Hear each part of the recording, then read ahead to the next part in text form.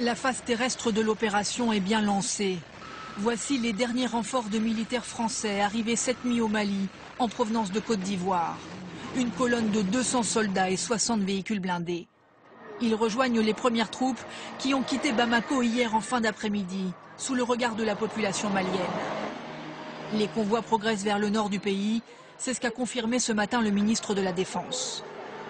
Jusqu'à présent, nous avions fait en sorte qu'il y ait quelques forces terrestres à Bamako pour sécuriser d'abord nos populations, nos ressortissants, les ressortissants européens, et sécuriser aussi la ville de Bamako. Là maintenant, les forces terrestres françaises sont en train de remonter vers le nord. Ces unités terrestres vont prendre place dans des zones qui ont été balisées en amont par les forces spéciales françaises, filmées ici en plein déploiement. Ces commandos rapides et mobiles connaissent très bien le terrain.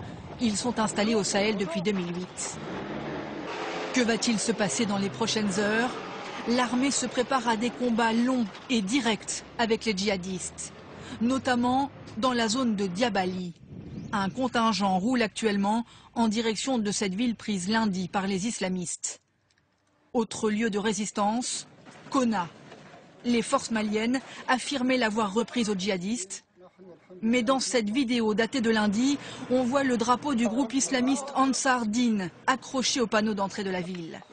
On voit aussi des chars de l'armée malienne et des djihadistes posés non loin. La ville semble bien sous le contrôle des islamistes. Là aussi, les opérations s'annoncent longues et difficiles.